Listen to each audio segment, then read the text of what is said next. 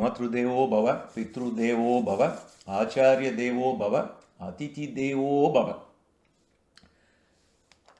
அனுதினம் பாகவதம் இன்னைக்கு 2வது நாள்.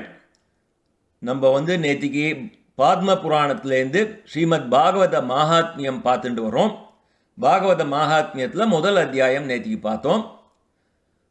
ஸோ பூர்வகதை சங்கிரகம் எப்படி நைமிசாரண்யத்தில் சௌனகாதி மகரிஷிகள்லாம் சத்திரயாகம் பண்ணிட்டு இருக்கச்சே அங்கே சூதபாணிகர் வர, சூதபாணிகரை பார்த்து இவாள்லாம் நிறைய கேள்விகள் கேட்குறா. அப்போ சூதபாணிகர் இந்த பாகவதத்தை விவரிக்கிற மாதிரி நம்ம பார்த்துட்டு வரோம். ஏன்னா இந்த பாகவதத்தில் நிறைய சம்பாஷணைகள், நிறைய சம்பாத ரூபங்கள்லாம் நடந்ததுன்னு நம்ம பார்த்தோம். எப்படி விதுர மைத்திரேய சம்பாதம், பக்தி நாரத சம்பாதம், சனகாதிகள் நாரதர் சம்பாதம், இப்படி நிறைய சம்பாதங்கள்லாம் இருக்குது. இதில் நம்ம பார்த்துட்டு வருது முதல்ல சூதபாணிகரும் சௌனகாதி மகரிஷிகளும் சம்பாஷணம் பண்ணிக்கிறா. அந்த இதுலேருந்து நம்ம பார்த்துட்டு வரோம். இதில் அவர் சொல்லிகிட்டே வரச்சே எப்படி சுகபிரம்மம் பரீட்சித்துக்கு கதை சொன்னார். அவர் சொல்லிகிட்டே வரச்சே எப்படி தேவர்கள்லாம் அமிர்த குடத்தையே எடுத்துன்னு இதை கொடுத்துட்டு இந்த கதாமிர்தத்தை எங்களுக்கு கொடுங்கோன்னு கேட்டா. ஆனால் சுகர் அவளுக்கு கொடுக்கல. ஏன்னா அந்த பக்தி ஸ்ரத்த அவள்கிட்ட கிடையாது. அந்த அவளுடைய பக்தி இன்மையை கண்டு அவளுக்கு அதை கொடுக்கல. அதாவது இந்த பாகவதத்தை ஒருத்தருக்கு கிடைக்கணும்னா அதை சிரவணம் பண்ணணும்னா கூட ஜென்மாந்திர புண்ணியம் பண்ணியிருந்தா தான் அந்த பாகவதத்தை சிரவணம் பண்ணுறதுக்கு உண்டான ஒரு யோகியதையே கிடைக்கும். அதனால் இவாளுக்கு அது கொடுக்கப்படாதுன்னு தேவேந்திரனுக்கே கொடுக்கல. ஸோ தேவர்களுக்கே கிடைக்காத ஒரு அரிய அமுதம் இந்த ஸ்ரீமத் பாகவதம். அதை வியாசர் தன்னுடைய பாத்ம புராணத்தில் சொல்லியிருக்கார். இதுக்கப்புறம் எப்படி நாரதர் பூலோகத்துக்கு வரார், புஷ்கருக்கு போகிறார், ஹரித்வார் போகிறார், ஸ்ரீரங்கம் போகிறார், ராமேஸ்வரம் போகிறார். எங்கே பார்த்தாலும் கலியோட கோரத்தை பார்க்குறார் இல்லையா. அதனால் அவர் ரொம்ப கவலையாக வரார். எதிர்க்க சனகாதிகளை சந்திக்கிறார். சனகாதிகளும் யார்? அவளும் பிரம்மாவோட மானசீக புத்திரர்கள். சனகர், சனந்தனர், சனாதன, சனத்குமாரர். இவாளை சந்திக்கச்சே அவள் கேட்குறா, நாரதரை பார்த்து உன் முகம் வாட்டமாக இருக்கே, ஏன்பா நீ கவலையாக இருக்க அப்படின்னு நாரதரை பார்த்து கேட்குறச்சே நாரதர் இன்னும் அவரோட கதையை சொல்கிறார். நான் மாதிரி வந்துட்டே இருக்கச்சே இந்த மாதிரி ஒரு இளம் பெண்ணை பார்த்தேன். அவள் பக்கத்தில் 2 வயசானவா இருந்தா. அவள் பேர் பக்தி. அந்த வயசானவாளுக்கு பேர் ஞானம் வைராக்கியம்.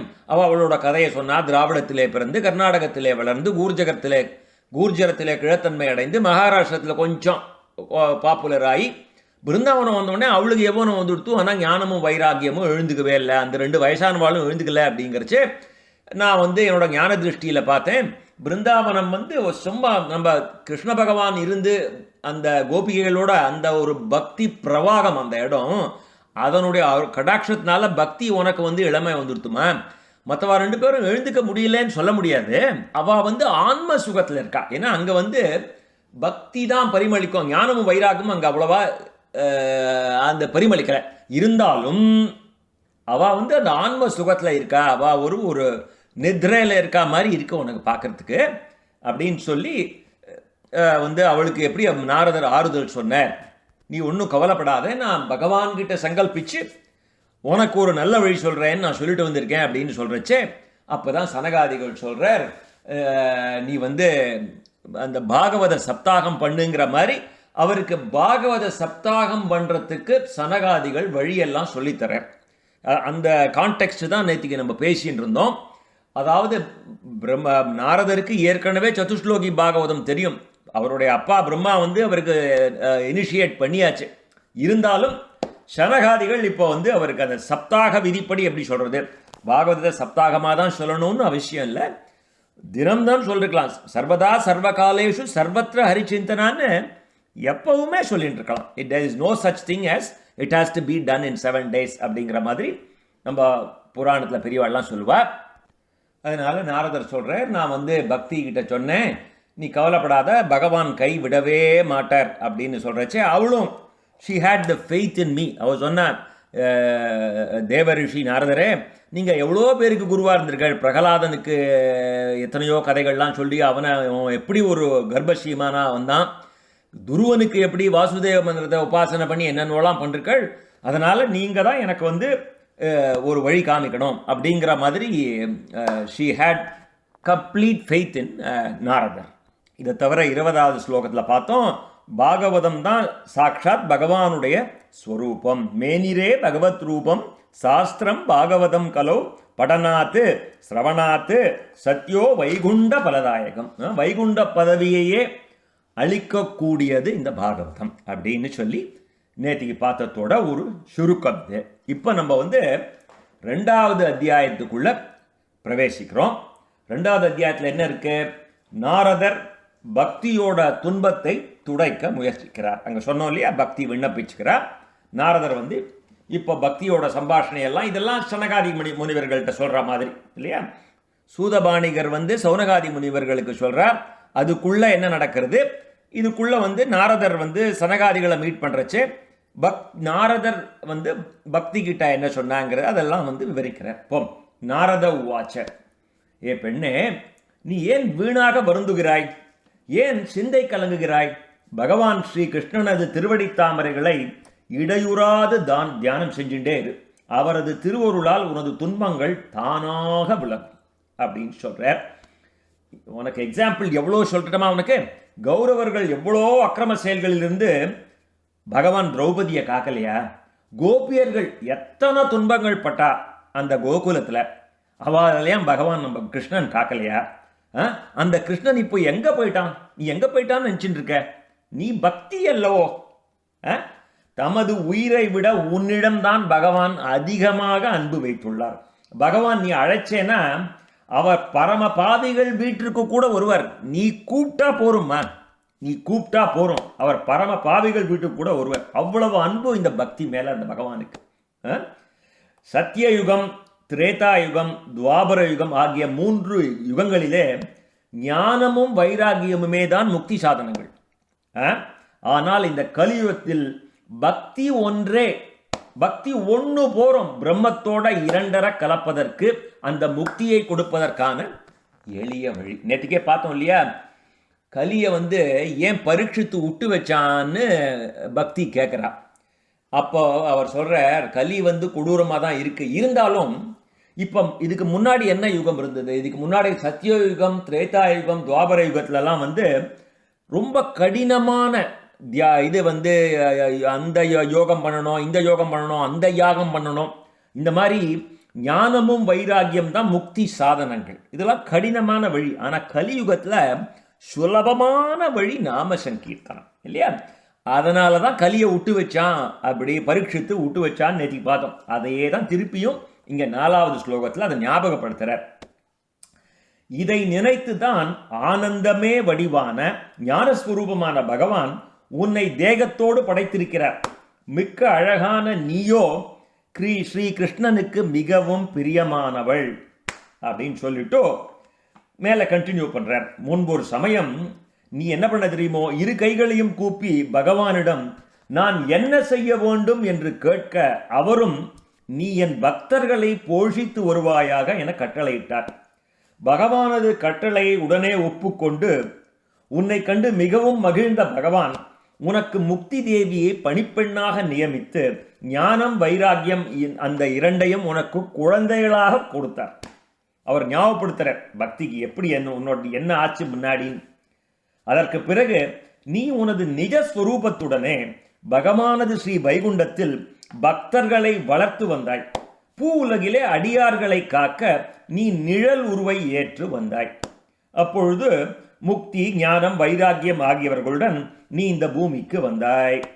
கிருத்தயுகம், அதாவது சத்தியயுகம், திரேதாயுகம், துவாபர யுகம் ஆன்ற 3 யுகங்களும் பரமானந்தமாய் இருந்தாய். இந்த கலியுகத்தில் உனது சேடியான அந்த முக்தி அந்த வேதத்துக்கு புறம்பான பாஷண்டர்களாகிய அந்த நோயினால் தாக்கப்பட்டு மெலிந்து போனாள். ஆகவே அவள் உன் கட்டளையை ஏற்று ஸ்ரீ வைகுண்டம் சென்றாள். ஸோ இது வரைக்கும் என்ன சொல்லிருக்க? பக்தியோட பூர்வ கதை சொல்லிட்டு வர, நீ எப்படி பூமிக்கு வந்த? நீ பல யுகங்கள் பூமியில் இருந்திருக்க. கிருத்தயுகம், திரேதாயுகம், துவாபர யுகம் இதெல்லாம் இருந்த. அப்போ முக்தியும் எல்லாரும் வாழலாம் உன்னோட இருந்தா இல்லையா? கலியுகம் வந்த உடனே என்ன ஆச்சு? இந்த நாத்திகர்கள், இந்த துராச்சாரங்கள், இந்த விஷயங்கள்லாம் ஜாஸ்தியாகி முக்திக்கு யாரும் மதிக்கலை. அதனால முக்தி திரும்பி போயிட்டான். இப்போ நீ எப்பப்பெல்லாம் நினைக்கிறையோ முக்தி உங்ககிட்ட வருவா.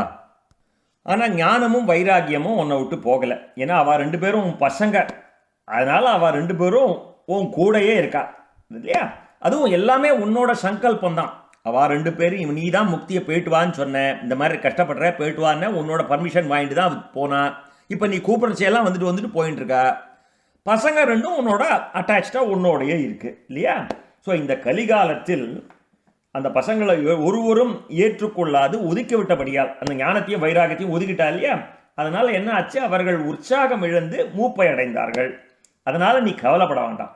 இவர்கள் திரும்பவும் புதிய பலத்துடன் இவர்கள் எழுந்து கொள்வார்கள், அதற்கு நான் ஆவண செய்கிறேன் அப்படின்னு அஷ்யூரன்ஸ் கொடுக்கிறார். அழகிய முகமுடைய பெண்ணே, இந்த கலியுகத்துக்கு சமமாக வேறு எந்த யுகமும் இல்லை. பத்தியா, நேற்றுக்கு கலியுகத்தை பற்றி இதெல்லாம் சொன்னார். கடைசியில் ஒரு சின்ன ஒரு பெரிய ஒரு விஷயத்தை ஒரு லைனில் சொல்லிட்டு போயிட்டார். இவ்வளவு கெட்ட விஷயம் இருந்தாலும் ஒரு நல்ல விஷயம் இருக்குது. அதனால் இதுதான் ரொம்ப எளிய வழியில் முக்தி அடையறதுக்கு வேற எந்த யுகத்தை கூட கிடைக்காத ஒரு சான்ஸ் நமக்கு கலியுகத்தில் கிடைச்சிருக்கு. அதான் நாம சங்கீர்த்தம் இல்லையா? அதுல எல்லாம் கஷ்டப்பட்டு பெரிய யாகம் பண்ணி தபஸ் பண்ணி என்னென்னோ பண்ணி முக்தி அடையறதுக்கு வழி. அதை கலியுகத்தில் ரொம்ப சுலபமாக இருக்கு இல்லையா? அதனால தான் வேறு எந்த யுகமும் இதுக்கு சமம் கிடையாது அப்படின்னு இப்போ கலியை பற்றி பெருமையாக சொல்கிறார். இந்த யுகத்தில் ஒவ்வொருவர் வீட்டிலும் ஒவ்வொருவர் இதயத்திலும் நான் உன்னை அந்த பக்தியை குடியிருக்க செய்கிறேன் அப்படின்னு நாரதர் சொல்லிட்டு வர.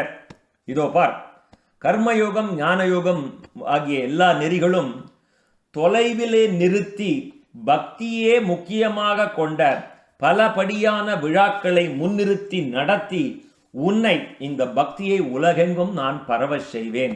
அவ்வாறு செய்யவில்லையானால் நான் பகவத் பக்தன் அல்லன், நான் ஒரு இறை அடியவன் அல்லன் அப்படின்னு ஒரு ஸ்டாம்ப் அடிக்கிறார்.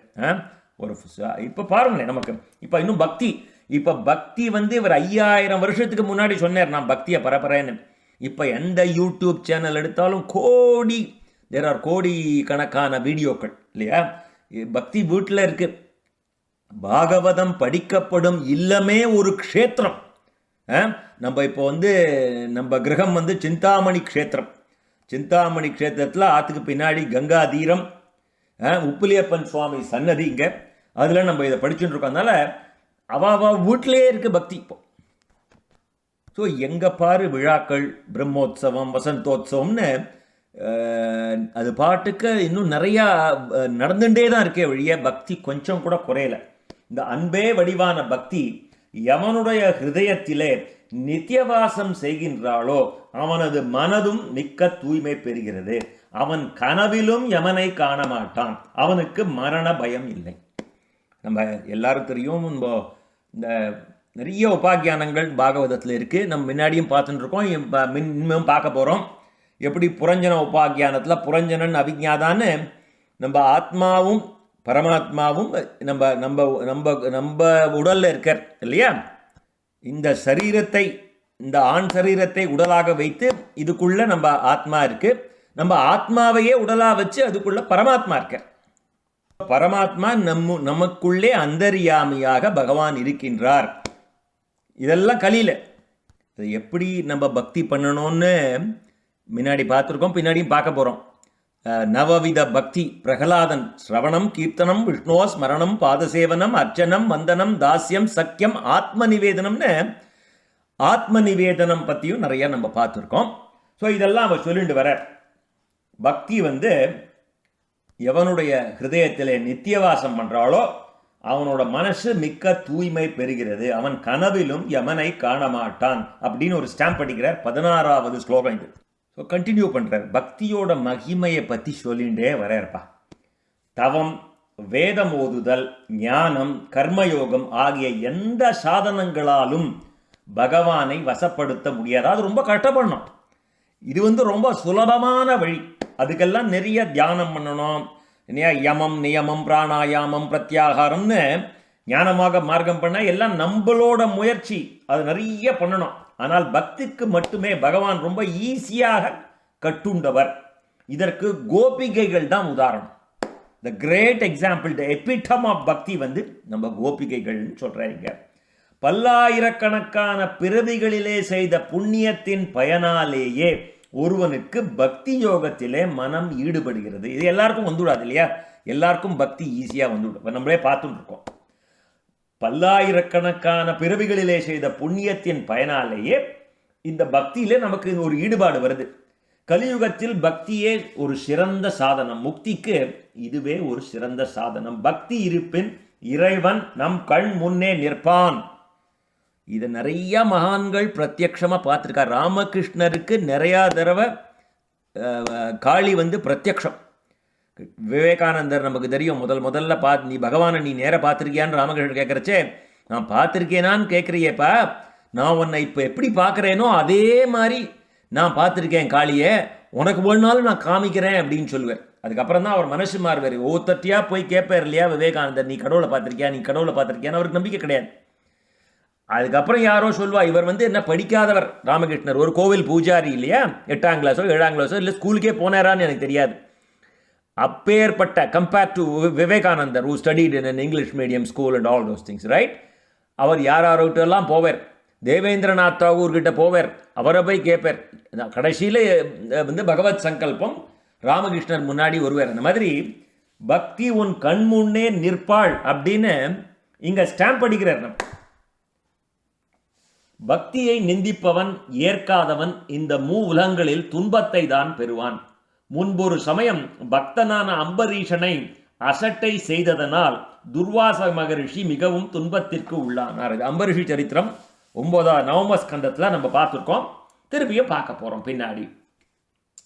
பற்பல விரதங்கள், புண்ணிய நதிகளிலே நம்ம ஸ்நானம் பண்ணுறது, யோக பயிற்சி, வேள்வி பண்ணுறது, வேதாந்த விசாரம் பண்ணுறது ஆகிய பலவிதமான சாதனங்களினால் யாது பயன்? இதெல்லாம் வந்து நான் அதை பண்ணுறேன் இதை பண்ணுறேன், intellectually I want to see the experience it, இதெல்லாம் முக்தி பெற உதவ முடியாது. ஆனால் முக்தியை பெற்று தருவதற்கு பக்தி ஒன்றே போதும். அது ஒன்றே போதும். இப்போ அங்கே போய் இங்கே போய் அந்த இதுலேருந்து அந்த தபஸ் பண்ணி ஒன்றும் பண்ண மாட்டான். ஒரு சிம்பிள் பக்தி ஒன்றே போதும் அப்படின்னு நாரதர் வந்து பக்தியோட பெருமையை, பக்தியோட மகாத்மியத்தை இங்கே சொல்கிறார். இப்போ திருப்பியும் சூதர்கிட்ட போவோம். சூதர் என்ன சொல்லிட்டு, இவ்வாறு நாரதர் தனது பெருமைகளை வர்ணிக்க கேட்ட பக்தி தனது அவயவங்களெல்லாம் புதுப்பொலிவு, அதை கேட்ட உடனே ஒரு மோட்டிவேஷனல் ஸ்பீச் மாதிரி, ஒரு பக்திக்கு ஒரு மோட்டிவேஷனல் ஸ்பீச் கொடுத்துட்டார் அவர். அவளுக்கு ஒரு புது பொலிவு பெற உடல் வலிமை பெற்று மகிழ்ந்து நாரதரை பார்த்து சொல்றான். பக்தி உவாச்ச, பக்தி கூறுகின்றால், நாரதரே, நீங்கள் தான் பாக்கியம் செய்தவர். என்னிடம் உங்களுக்குத்தான் எத்தனை உறுதியான அன்பு. நான் தங்கள் இதயத்திலிருந்து எங்குமே செல்ல மாட்டேன், அங்கேயே உறுதியாக இருப்பேன். பெரியோரே, தங்களது கருணையே கருணை. ஒரு நொடியிலே எனது துன்பங்களை நீங்கள் நீக்கிவிட்டீரே. ஆனால் என் பிள்ளைகள் தான் இன்னும் உணர்வின்றி இருக்கின்றார்களே, அவர்களை நீங்கள் சீக்கிரம் எழுப்ப வேண்டும், அவர்களையும் உணர்வு பெற செய்ய வேண்டும் அப்படின்னு கேட்குறான். என்னை மோட்டிவேட் பண்ணிட்டு எனக்கு புத்துணர்ச்சி வந்துடுத்தோ, இப்போ இவா 2 பேரை நம்ம எழுப்பணுமே அப்படின்னு கேட்குறார். இப்போ சூதர்கிட்ட போவோம். சூதர் சொல்கிறார், இந்த மாதிரி பக்தி சொன்ன உடனே நாரதர் வந்து மிக்க கருணை கொண்டு அவர்களை தன் கைகளாலே அவரை எழுப்பி பார்க்குறார். அவர் வந்து இவா 2 பேர் அந்த ஞானத்தையும் வைராக்கியத்தையும் உலுக்கி பார்க்குறாரு, எழுந்துக்கிறாளான்னு. அவ காது கிட்ட போய், ஏ ஞானமே விழுத்துக்கொள், ஏ வைராக்கியமே சீக்கிரம் எழுந்துரு அப்படின்னு உறக்க கத்துறார். ஆனால் அவ 2 பேரும் எழுந்த பாடு இல்லை. அதுக்கப்புறம் வேதங்களை போய் சொல்கிறார் அவா காதில், உபநிஷதங்களில் சொல்கிறார் அவா காதில், பகவத்கீதையை பல வாட்டி சொல்கிறார், எல்லாம் சொல்லி பார்க்குறார். ஆனால் அவள் அப்படி எழுந்து ஏதோ கொட்டாவி விடுறா மாதிரி விடுறாளே வழிய கண்ணை திறக்க முடியல அவளால். பெரும்பாலும் கொக்கு போலே அவர்கள் வெளுத்து இருந்தனர். அவர்களது கைகால்கள் உலர்ந்த கட்டை போலே கடினமாகவும் ஒளியற்றவனாகவும் இருந்தன. எல்லாம் பண்ணி பார்த்துட்டார் பாவம். உலுக்கி பார்த்தார், வேதங்களை ஓதி பார்த்தார், உபநிஷதங்கள் சொல்லி பார்த்தார், பகவத்கீதையை சொல்லி பார்த்தார். பன்முறைன்னு இருக்குதுல்ல, ஒரு தரம் இல்லை. ஆனால் அவங்க எப்படி ஒரு கொட்டாய் விடுறாங்களா, ஆனால் எழுந்துக்க முடியல, கண்ணை கூட பிரிக்க முடியல அவளால். அப்படி ஒரு இது வந்து யாரு இதெல்லாம் வந்து சூதர் சொல்றார். நாரதர் என்ன பண்ணார்னு சௌனகாதி மகரிஷிகளுக்கு சூதர் சொல்லிட்டு வர்றார். சௌனக முனிவர்களே, இவர்களது தூக்கமும் அதைவிட பெரிதான அந்த கிழத்தனமும் எவ்வாறு நீங்கும்? அந்தோ இப்பொழுது என் செய்வதுன்னு நாரதற்கே புரியலையாம். அப்போ உட்காந்து கோவிந்தனை தியானம் பண்றார். பகவான் கோவிந்தனை தியானம் பண்றார். அப்போ ஒரு ஆகாசவாணி கேட்கறது, முனிவரே வருந்த வேண்டாம், உங்களது முயற்சி நிச்சயமாக பலனளிக்கும். ஏ தேவரிஷியே, இதற்காக நீ ஒரு நற்கர்மம் ஆற்றுவாய். சாந்தியை அணிகலனாக கொண்ட சான்றோர்கள் அதை பற்றி உனக்கு கூறுவார்கள். நீ அந்த நற்கர்மத்தை செய்தவுடன் இவர்களது தூக்கமும் மூப்பும் நொடியிலே நீங்கிவிடும், பக்தியும் எங்கும் பரவும் அப்படின்னு ஒரு ஆகாசவாணி சொல்றது. ஒன்றும் கோலப்படாத, எல்லாம் சீக்கிரம் சரியா போடும். நீ ஒரு நல்ல காரியம் பண்ணணும். அதனால உனக்கு வந்து நீ are going to meet somebody, நீ யாரையோ சந்திக்க போற. சான்றோர்கள் உன்னை வந்து பாப்பா, இல்லை நீ அவளை பார்ப்ப. அவள் ஒரு நற்காரியம் உன்னை பண்ண சொல்லுவா, அதை நீ பண்ணு அப்படிங்கிற மாதிரி இந்த ஆகாசவாணி அங்குள்ள அனைவரும் எல்லாரும் கேட்குறா. நாரதரோ மிகுந்த வியப்புடன், இது என்னன்னு அவருக்கு புரியல. நற்காரியம்னு சொல்ற, அது என்னன்னு இவருக்கு புரியல இன்னும். ஸோ நாரதர் சொல்றார், இப்போ இந்த ஆகாசவாணியோ மறைபொருளை கூறுகிறது. இவர்களது துன்பத்தை துடைக்கும் அந்த புண்ணிய கர்மம் தான் என்ன, அதை செய்யும் வழி என்ன, இதை செய்து வைப்பவர் யார் எல்லாம் சொல்லுகிறார், தானே பேசுகிறார். அந்த சத்புருஷர் எப்போ வருவார், எங்க கிடப்பார், நமக்கு அதை எப்படி சொல்லுவார்? ஸோ நான் இந்த ஆகாசவாணி சொல்லிட்டு போயிட்டு நான் இப்போ என்ன பண்ணணும்னு முழிக்கிறார் நாரதர். இப்போ சௌனகர் சூதபாணிகர் சொல்றார், சௌனக முனிவரே, நாரதர் ஞானம் வைராக்கியம் ஆகிய இருவரையும் அங்கேயே விட்டு விட்டு ஒரு தீர்மானமாக தீர்த்த யாத்திரை பண்ண வர.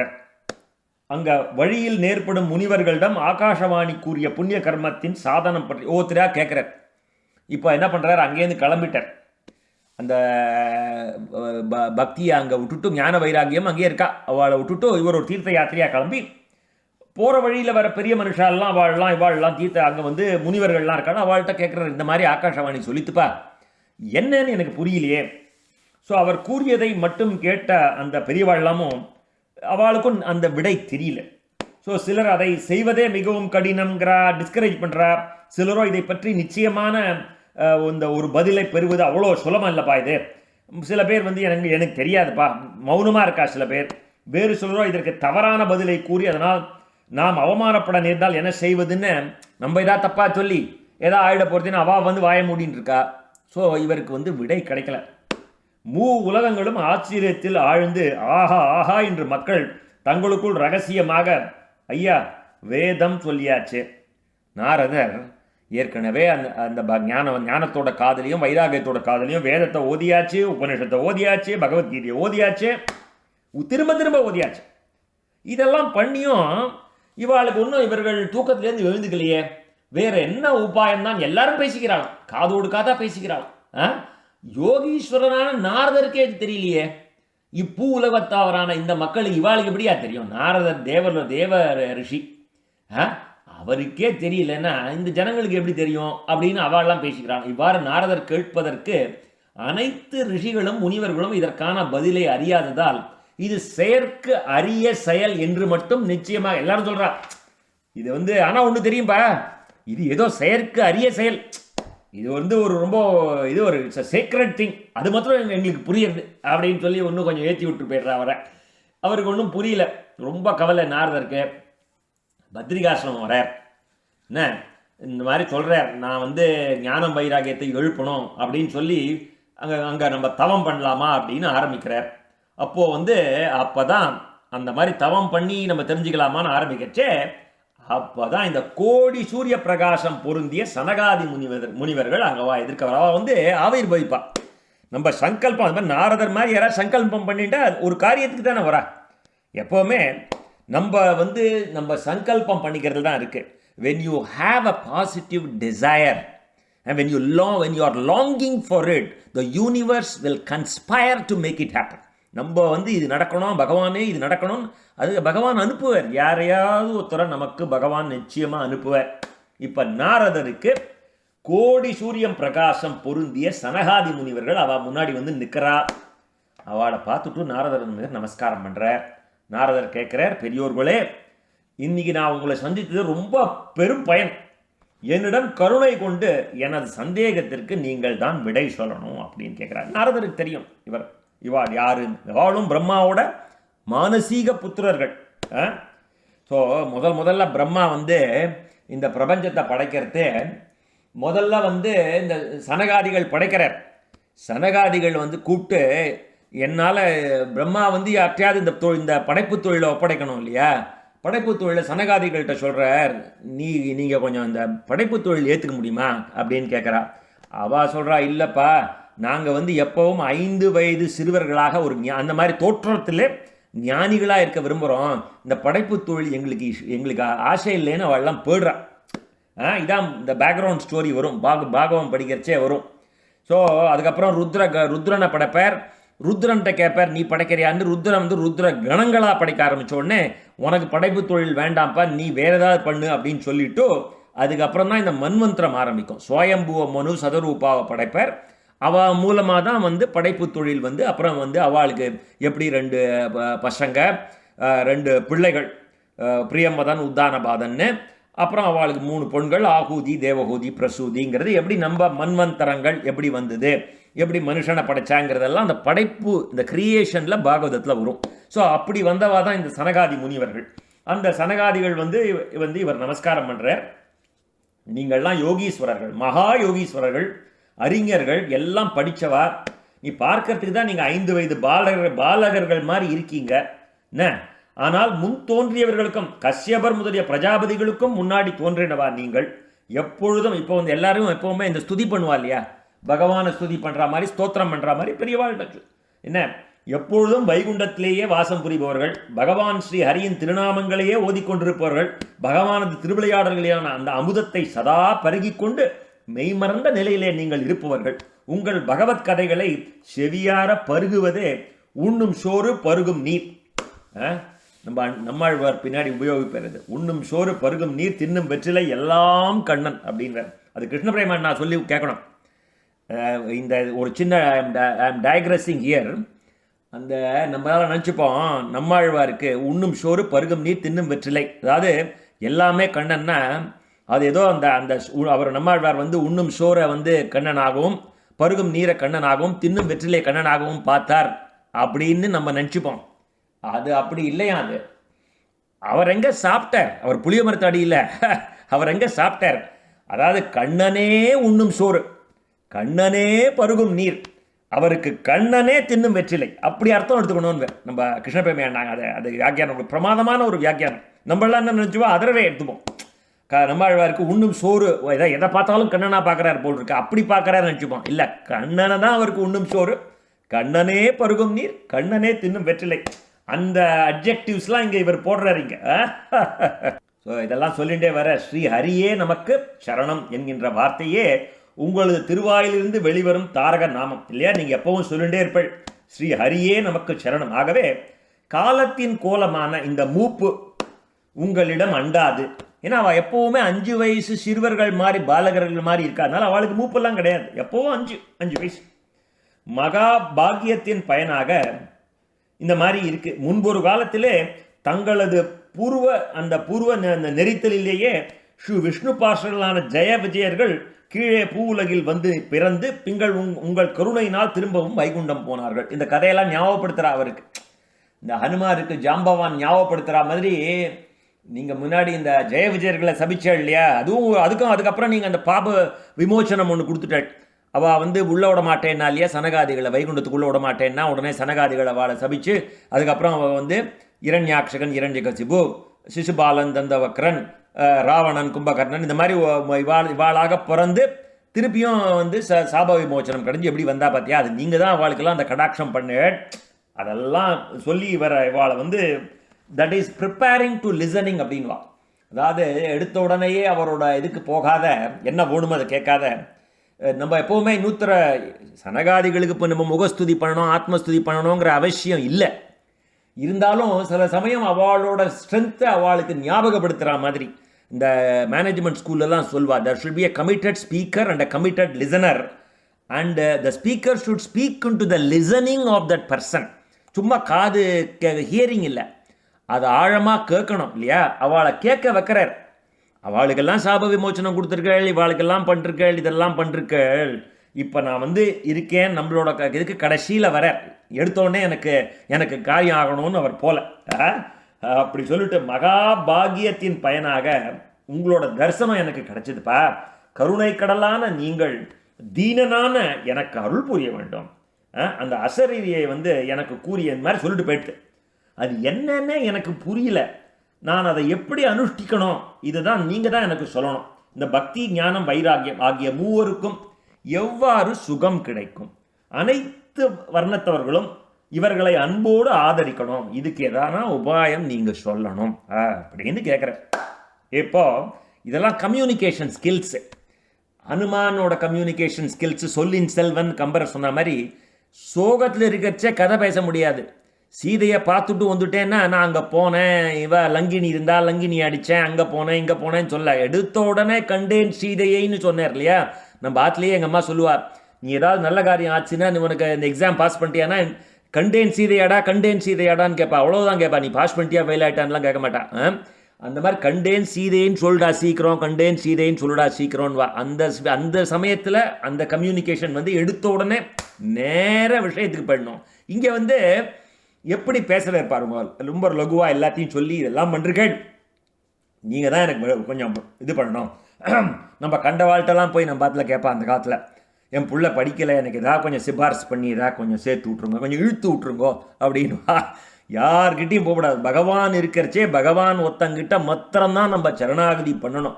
மற்ற வாழ்கிட்ட மனுஷன்ட்டெல்லாம் நம்ம பண்ணவே கூடாது. இது நம்ம இதெல்லாம் இந்த பாகவதங்கள்லாம் படிக்க தான் நமக்கு தெரியுது இல்லையா?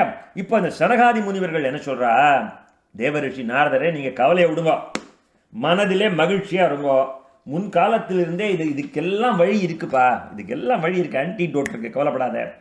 நீர் தான் புண்ணியம் செய்தவர், அவர் உடனே இவரை புகழ ஆரம்பிச்சிட்டார். கவனிங்க, இங்க நீ வைராகியம் உள்ள துறவிகள், அப்படிப்பட்ட ஒரு இது பகவான் ஸ்ரீ கிருஷ்ணனது அடியவர்கள் எல்லாம் அந்த நாயகமணி பக்தி யோகத்தை பரப்புவதிலே நீங்கள் சூரியனை போலே பிரகாசிக்கின்றீர்கள்.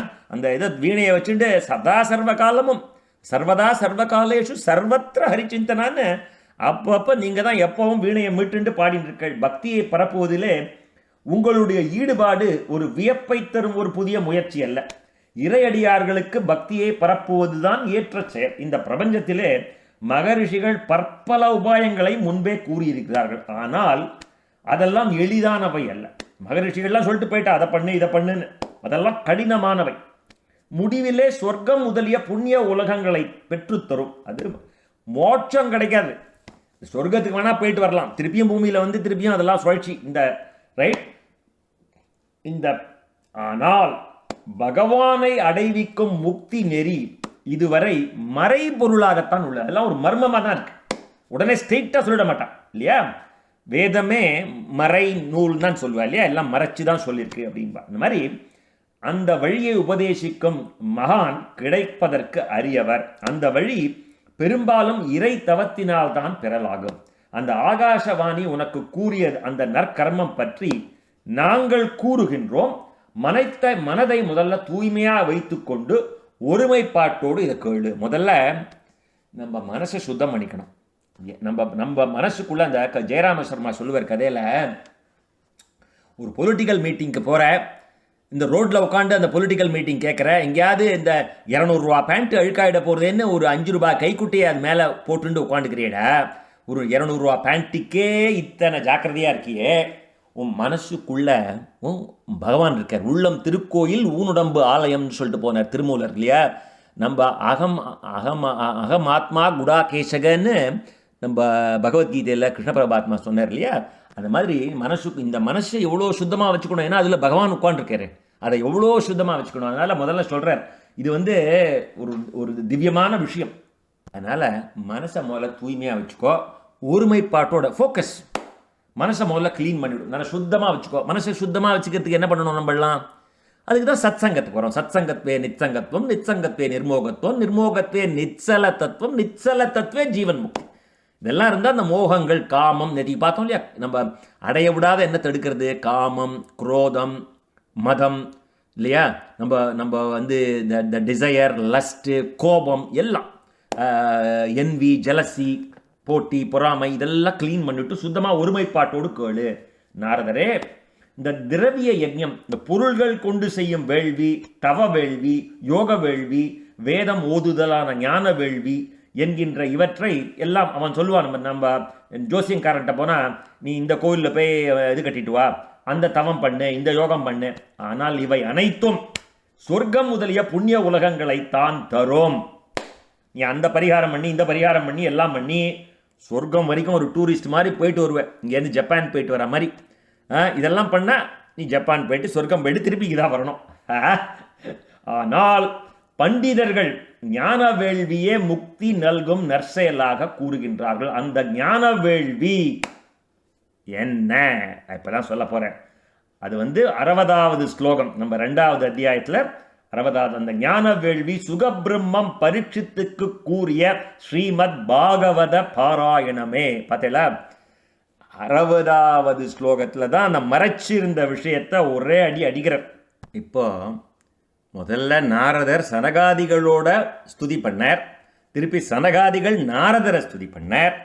இதுக்கப்புறம் என்ன பண்ணா, மற்ற வழியெல்லாம் இது என்ன சொர்க்கம் வரைக்கும் டூரிஸ்ட் மாதிரி போயிட்டு வரும்டா, பக்தி மார்க்கத்துக்குள்ள அதுலேயும் மோட்சத்துக்கு உண்டான வழி ஸ்ரீமத் பாகவதம் தான் அப்படின்னு ஒரு ஸ்டாம்ப், பெரிய ஸ்டாம்ப் யார் அடிக்கிறா? சனகாதிகள் அடிக்கிறார். சரியா? 61வது ஸ்லோகம். ஸ்ரீமத் பாகவதத்தின் ஒலியை கேட்டாலே போதும் பக்தி ஞான வைராக்கியம் மூவருக்கும் பலம் வந்துடும். ஞானம் வைராக்கியம் இவர்களின் துன்பம் விலகும். பக்தி திருப்பியும் மகிழ்ச்சியா இருப்பா, கவலைப்படாத. சிங்கத்தின் கர்ஜனையை கேட்டு நரிகள் ஒடிந்து ஓடுவது போல கலியின் எல்லா தோஷங்களும் ஸ்ரீமத் பாகவதத்தின் ஒலி, அந்த துவனியை கேட்டு அழிந்து போகும் அப்படின்னு additional one more stamp.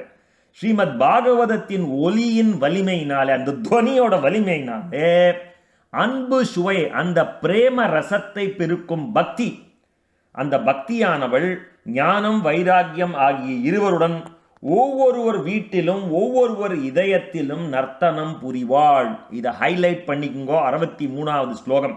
Srimad பாகவதத்தோட துவனியோட அந்த துவனியோட வலிமையினாலே அந்த பிரேம ரசத்தை பெருக்கும் பக்தியானவள் ஞானம் வைராக்கியம் ஆகிய இருவர்களுடன் ஒருவர் வீட்டிலும் ஒருவர் இதயத்திலும் நர்த்தனம் புரிவாள். அதனாலதான் முன்னாடி சொன்னார், நீ முதல்ல மனசை தூய்மையா வச்சுக்கோ, ஒருங்கிணைந்து கேள். அந்த 60வது ஸ்லோகத்தில் சொல்றாரு இல்லையா? இப்ப நான் சொல்ல போறேன், இந்த வழியை உனக்கு சொல்ல போறேன். 56வது ஸ்லோகத்தில் சொல்லுவார், மனதை தூய்மையாக வைத்துக்கொண்டு ஒருமைப்பாட்டுடன் கேள். ஏன்னா இது முக்கியமான விஷயம். ஒரு முக்கியமான விஷயம் எங்கேயாவது அது என்ன, இங்கேருந்து இது இந்த க்ரோசரி ஸ்டோரில் போய் வாங்கிட்டு வந்தால் அந்த வெள்ளத்தை கரைச்சி கொடுத்து சுக்கு வெள்ளம் சாப்பிட்டா சரியாக போகிறோம், அந்த மாதிரி விஷயம் இல்லை இது. எவ்வளவு பெரிய விஷயம். அதை அழகாக சொல்லிட்டு வர. இந்த பாகவதத்தின் தொனியின் வலிமையினாலே இந்த பிரேம ரசத்தை பெருக்கும் பக்தியானவள் ஞானம் வைராக்கியம் ஆகிய இருவர்களுடனும் ஒருவர் வீட்டிலும் ஒருவர் இதயத்திலும் நர்த்தனம் புரிவாள். ஸோ அடுத்தது நாரதர் இப்போ சொல்லிட்டு வர, நான் வேதம், உபனிஷத், பகவத்கீதை ஆகிய மூன்றையும் அவ காதிலெல்லாம் பலமுறை ஓதினேன். ஆனால் அவர்கள் எழவில்லை. நான் அதெல்லாம் பண்ணி பார்த்துட்டேனே சுவாமி. நான் வேதத்தை ஓதினேன், உபனிஷத்தை ஓதினேன், பகவத்கீதையை சொன்னேன், வாழலாம் எழுந்துக்கலையே. அப்படி இருக்க ஸ்ரீமத் பாகவதத்தை கேட்பதனால் மட்டும் எழுந்து விடுவார்களா? ஸ்ரீமத் பாகவதத்தின் ஒவ்வொரு ஸ்லோகத்திலும் ஒவ்வொரு பதத்திலும் வேதசாரம் நிறைந்துள்ளது. அது தெரியும் இல்லையா? நிகம கல்பத்தரோர்களிதம் பலம் சுகமுகாத உதத்ரவ சம்யுதம் பிபத பாகவதம் ரசம் ஆலயம் உகுரகோ ரசிகாபுவி பாவுகாக. வேதம் என்கின்ற கல்பக விருட்சத்திலிருந்து சுகபிரம்மம் என்கின்ற கிளி ருசி பார்த்து கொடுத்த அந்த பழம்தான் பாகவதம், வேதத்தோட பழம் இல்லையா? அப்படி இருக்கிறச்சே நான் வேதத்தெல்லாமே ஓதிட்டேனே இல்லையா? நீ ஒரே பழம், அந்த வேதத்தையே நான் ஓதிட்டேனே சுவாமி அப்படின்னு அவர்கிட்ட கேட்கிறார். நீங்கள் நால்வரும் சரணாகத வத்சலர்கள், ஆண்டியவர்களை ஆதரிப்பவர்கள். தங்களது தரிசனம் என்றுமே வீணாகாது. காலதாமதமின்றி நான் அந்த நற்காரியத்தை செய்ய வேண்டும். எனது சந்தேகத்தை தீர்த்தருள வேண்டுகிறேன் அப்படின்னு திருப்பியும் கேட்கிறார். அவள் சொன்னால் இவர் நார்மலாக எடுத்துட்டுருக்கணும் இல்லையா? அவளை டவுட் பண்ணலை. அவர் வந்து அவளை சந்தேகப்படலை. அவாமா இந்த நம்மளை மாதிரி பாமர மக்களுக்கு இந்த மாதிரி டவுட்ஸ் வரக்கூடாது. என்னடா அவர் பகவத்கீதையை சொல்லிட்டார், வேதத்தையே ஓதியாச்சு, வேதத்தோட இதில் இது ஒரு பார்ட் ஆஃப் தி வேதாஸ் தானே இல்லையா? அப்படி இருக்கச்சே இது என்ன, அதெல்லாம் பண்ணியாச்சு, இது என்ன பெரிய விஷயங்கிற மாதிரி நம்ம நினைக்கப்படாதுங்கிறதுக்காக எல்லாமே ஒரு வியாஜம். ஸோ இப்போ சனகாதிகள் சொல்கிறா, நாரதர் சொன்ன விட்டு இந்த ஸ்ரீமத் பாகவதத்திலே கூறப்பட்ட கதைகள் முழுவதுமே வேதம் மற்றும் உபநிடதங்களின் சாரத்தை தம்முள் கொண்டவை. அதன் பயன்களோ அதிலிருந்து தனித்து மேம்பட்டு நிற்பவை. ஆகவே இதனுடைய பெருமை சொல்வதற்கு அடங்காதது. என்ன அடிக்கடி நம்ம எல்லாரும் சொல்கிறா இல்லையா, பாகவதம் சொன்னால் அப்படி இது அது நல்லது, அது கேட்கும், உலகமாக சொல்லப்படும் இல்லம், இதெல்லாம் சாதாரணமாக நம்ம எடுத்துகிட்டு போய்ட்றோம். எல்லாரும் தான் படிக்கிறா, எல்லாரும் சொல்கிறா, நான் எல்லாரும் போய் கேட்குறோங்கிற மாதிரி. அது வந்து அப்படி இல்லை. எத்தனையோ கோடி ஜென்மம் பண்ணியிருந்தால் தான் இதை வந்து நம்ம அனுபவிக்கிறோம். அதை எப்படி அனுபவிக்கணும்னு கேட்குறா. மனசை தூய்மையாக வச்சுட்டு இது நம்ம கதை கேட்குற மாதிரி கேட்கக்கூடாது. அதுக்கு பற்றி 2 கதை வரும் பின்னாடி. எப்படி என்ன ஸ்ரத்தையோடு அதை கேட்கணுங்கிறதையும் வரும். எப்படி சிரவணம் பண்ணணும், the rules of communication in management, how to listen. There is a difference between hearing and listening, right? A committed speaker and a committed listener. பின்னாடி வரும் ஒரு ஸ்ரோத்துவை லட்சண்யம், பக்தாவை லட்சண்யம்லாம் வரும். எப்படி ஒரு ஸ்ரோதா அந்த பரீட்சித்து. இப்போ கூட நிறைய இடத்துல கேரளாலாம் ஸ்ரீமத் பாகவத சப்தாகம் பண்ணுறச்சே ஒரு மனையை போட்டு அங்கே சிம்பாலிக்காக பரீட்சித்து உட்காந்துருக்கா மாதிரி ஒரு காலத்தில் வந்து ஒரு கடந்த 100 வருஷமாக சப்தாகம் நடக்கிறதுல ஒருவரை பரீட்சித்து மாதிரி ஒருத்தரை உட்கார வச்சு 7 நாள் வந்து அவர் அசையாமல் உட்காந்துருப்பார். அவர் வந்து அந்த கதை கேட்கறதுக்குன்னு அந்த இது நோன்பு இருந்து அவர் வந்து கேட்பார். இப்போல்லாம் பயப்படுறாங்களாம் இருக்கிறதுக்கு. எங்கேயாவது பரீட்சித்து மாதிரி 7 நாள் அவருக்கு மோட்சம் கண்டுட்டு போகிறது என்ன. அதனால் வெறும் மனையை மாத்திரம் போடுவா. எப்படி சுந்தரகாண்டத்தில் வந்து ஒரு மனையை போட்டு அங்கே ஆஞ்சநேயர் இருக்கா மாதிரி ஒரு ஐதீகம், அந்த மாதிரி பரீட்சித்துக்கு அந்த ஒரு மனையை போட்டு இங்கே பரீட்சித்து இருக்கா மாதிரி. அந்த மாதிரி என்னென்னா ஒரு கமிட்டட் ஸ்ரோதா அவர். ஒரு ஸ்ரோத்துவை லட்சணத்துக்கு உதாரணம், வக்தாவை லட்சணத்துக்கு நம்ம சுகபிரம்மம் ஒரு. அதனால் இது வந்து ரொம்ப டீப் இது ஃபிலாசபி.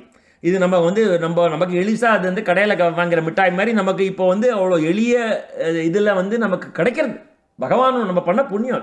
ஸோ அது மாதிரி மரத்திலே அதன் சாறு அடிவேர் முதல் நுனிக்கிளை வரை நிரம்பித்தான் உள்ளது. ஆனால் அதை அந்த இடங்களிலெல்லாம் சுவைக்க முடியுமோ? இல்லையா? எல்லா இடத்துலையுமே மரத்திலேருந்து அந்த சாறு எடுக்க முடியுமா? அதே சாறு பழமாக வெளிவரும் பொழுது அதை அனைவரும் விருப்பத்தோடு சுவைக்கின்றார்கள். பாலிலே நெய் இருக்கின்றது, ஆனால் பாலில் நெய்யின் சுவையை அனுபவிக்க முடியுமோ? அதே பாலை காய்ச்சி தயிராக்கி கடைஞ்சி வெண்ணெய் எடுத்து உருக்கினா தானே நெய் கிடைக்கிறது இல்லையா? அதனால தான் நீ விரும்ப ராவா போய் நீ வேதத்தை சொல்லிட்டு வந்திருக்கப்பா. அந்த இதை விஷயத்துக்கு வர அதனுடைய சுவை கரும்பில் அடி முதல் நுனி வரை எங்கும் சர்க்கரை உள்ளது. ஆனால் அதை பிழிந்து கரும்பு சாற்றத்தை அந்த சாரை எடுத்து காய்ச்சினால் தானே சர்க்கரை கிடைக்கிறது. அதை போலத்தான் ஸ்ரீமத் பாகவதம் அந்த வேதங்களின் சாரம். அப்படியே அந்த மரத்து கிளையை உடைச்சி கொடுத்து சாப்பிடுன்னு சொல்ல முடியுமா வேதத்தை? அந்த பழம் இல்லையா? அந்த மாதிரி ஸ்ரீமத் பாகவதம் முழுவதும் வேதத்திற்கு ஒப்பானது. பக்தி ஞான வைராகியம் ஆகிய 3ஐயும் உலகில் நிலையாக பரப்பவே ஸ்ரீ வேதவியாசர் இந்த பாகவதத்தை வெளிப்படுத்தினார். கதை சொல்லிட்டு போறார் மேல. முன்பொரு சமயம் மகாபாரதத்தை செய்த வியாசர் வேதங்களை 4ஆக வகுத்தும் உபநிடதங்களின் உண்மை பொருளை பிரம்மசூத்திரங்களின் வாயிலாக வெளிப்படுத்தியும் ஸ்ரீமத் பகவத்கீதையை எழுதியும் கவலையில்லாமல் அறியாமை கடலிலே தத்தளித்துக் கொண்டிருந்தார். அப்பொழுது தாங்கள் தானே சதுஸ்லோகி பாகவதம் என்னும் 4 ஸ்லோகங்களினாலே இந்த ஸ்ரீமத் பாகவதத்தை அவருக்கு உபதேசம் செய்தீர்கள். இதை கேட்டாவிட்டு தானே அவருக்கு மனக்கவலை நீங்கித்து. இப்ப ஞாபகப்படுத்துறார்.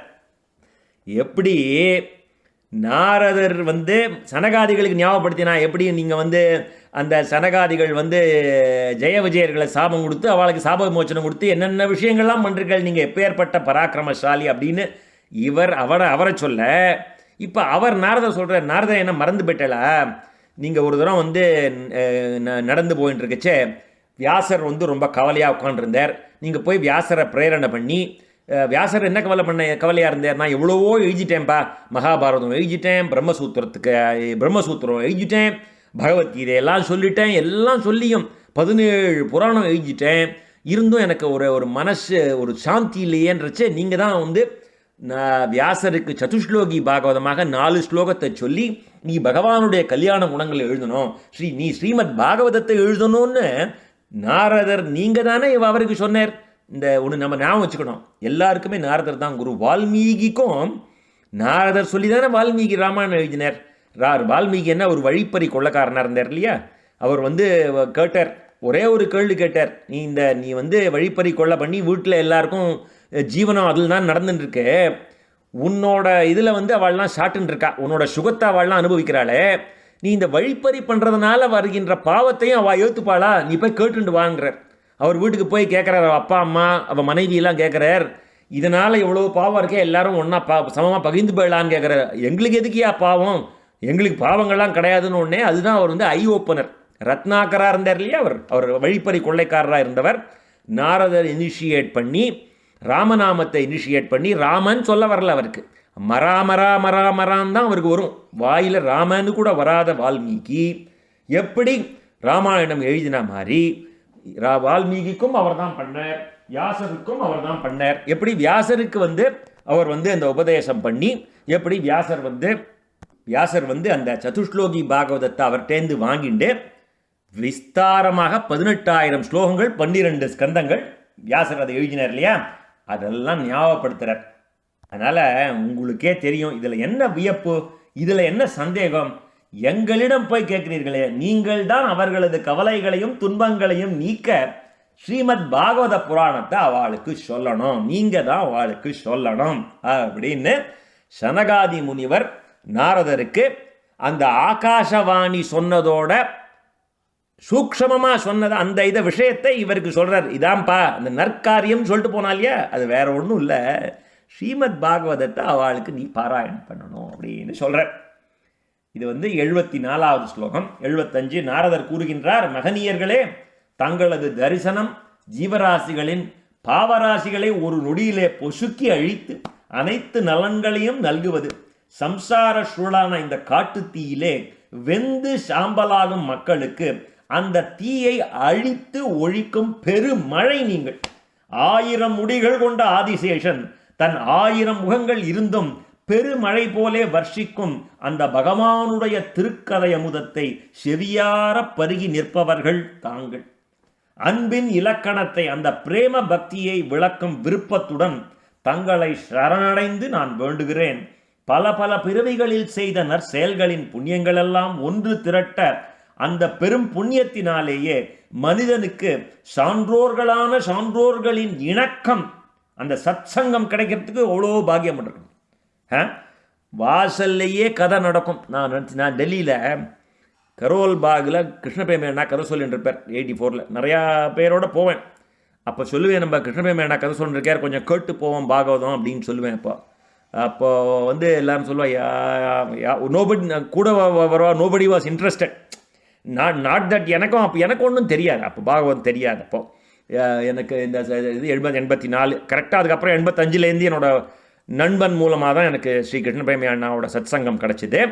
அந்த மாதிரி எல்லாருக்கும் வந்து நமக்கு ஒரு பெரிய பாக்கியம். அதை தான் சொல்கிறார் அவர். சான்றோர்களோட ஒரு சத்சங்கம் கிடைக்கணும்னா பற்பல பிறவிகளின் செய்த நற்செயல்களின் புண்ணியங்கள் எல்லாம் ஒன்று திரட்டி அந்த அந்த அந்த அந்த சான்றோர்களின் இலக்கம் அப்போதான் கிடைக்குமா. அப்பொழுது அவர்களுக்கு அறியாமையால் தோன்றிய மோகம் மற்றும் செருக்கு, அதனால் வந்த அஞ்ஞான விருள் ஆகியவை அனைத்தும் அழிந்து ஒழியும். அப்போதுதான் அறிவு தோன்றும். அறிவு தோன்றவே எது நல்லது எது தீயது என்ற உண்மையான விவேகம் உதயமாகும். இப்படி வந்து இப்போ இது வந்து இந்த 76வது ஸ்லோகத்தோட 2வது அத்தியாயம் முடிகிறது. நேத்திக்கு வந்து பக்தி வந்து நாரதரை விண்ணப்பிச்சுக்கிறா, இந்த மாதிரி என்ன பண்ணுறதுன்னு கேட்குறா.